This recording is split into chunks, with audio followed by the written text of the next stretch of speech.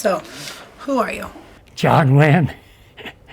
You mean as far as my place in the ragamuffin corps of the early folk singers? I was one of the gang, and it was really quite an interesting gang, and there was a lot of par in it. There wasn't a lot of hierarchy. Everybody was pretty even. Bobby, Judy Collins, Peter, Paul, and Mary, Joni Baez got into a bigger gig thing, but they still remained a member, like part of the group. When Bobby came to town the first time, he was something. He wandered in and started telling everybody all kinds of stories about how he was an orphan from an Indian reservation in Gallup, New Mexico, and he'd run away from there and traveled with the circus and rode the rails with Big Bill Brunsey, played piano for Elvis Presley, and I looked at the guy and said, it's 18, 19 years old. This is quite a story. Well, it turned out it was a story, but it was a good story, and it got him a lot of street cred with the people that were really, really pissed off at later on when they found out that he was really a shop owner's son from Hibbing, Minnesota. How do you know Bob Dylan? As a guy, we traveled together a couple of times. We shared some studio experiences together, which are noted in a couple of several books in which I've been personally mentioned with Bob. Some of the stories of him, one of the best is, to me, was I was walking down West 4th Street, and Bobby was leaning up against the building with he used to wear this old kind of funny cap, which you've probably seen in pictures of him. And I said, man, you really look down. He says, yeah, I'm really feeling down, man. Susie's gone. Susie was his girlfriend, who was the gal with him, picture of his second album.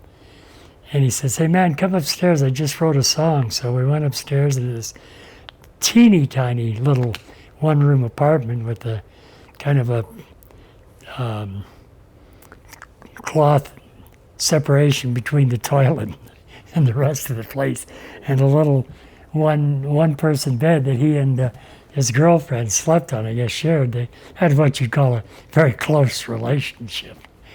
And he sat down and he sang this song for me, and he said, I can't go to sleep. I can't even sleep in this bed because Susie's gone, and I don't know if she ever coming back. He's a guy who felt things very, very deeply, and you could see it. Then shortly after that, he started writing songs with a little more poetic power. Not quite the simple poetry, but more complex poetry. And he studied a lot of poetry. He studied a lot of the Italian poets, a lot of the Keats and Shelley, and he started writing songs like Mr. Tambourine Man. The first time I heard it was sung by Odetta. We were at the place called the Lion's Head down in 1 Sheridan Square, and about 30 of us folkies hanging around, and Odetta said, you got to hear this new song that Bobby wrote. And she sang it, and everybody's like, wow, look what that guy done. It was incredible. I talked to him about how he writes and his ideas about poetry and his feeling, and he's very much of a stream of consciousness writer. And he had a really good, solid, intellectual, poetic feel for things. But we would, as groups and as individuals and 2 or 3 people, we'd stay out all night, all the time. And in the very, very early morning hours, we'd be walking around the village. And you would be thinking about, the music the night before, the feeling of living in the group setting that we did with all the other singers, with all the people coming through and in the town, with Curdy's Folk City, with the limelight, and in out in Colorado with the Hungry Eye, and up in San Francisco, and all kinds of folk places in between. And when I heard the song, I thought Bobby's muse, rather than Peter Pan or William Butler Yeats, is Tambourine Man. That's the kind of person and the kind of sound that he hears in his poetry when he's sitting alone, when he's thinking about music. And that was the first song that really broke through that barrier. How much of an effect did drugs play on his music? With Bob, with Mr. Tambourine Man, I'm not sure about that song. I think that was a breakthrough. The guy became a psychedelic poet. That he was a level above. Some of it, it was a village. A lot of stuff was going on and going down. So I doubt that he was lily white and pure, and I know he wasn't. Nor was I, nor was anybody else at that time.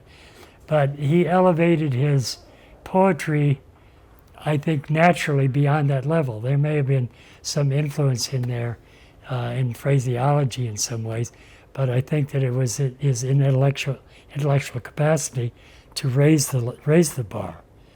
And what do you think the song is about? I think it's about what we used to do. We'd be out hanging around, and then all of a sudden it's 3 o'clock in the morning, and then we're walking around looking for an empanada from a street vendor, and then the sun's coming up, and we're thinking about the day ahead and about the influence. And I do think that Mr. Tambourine Man was his Peter Pan. That was an association that he created there with that poetic genius that he had.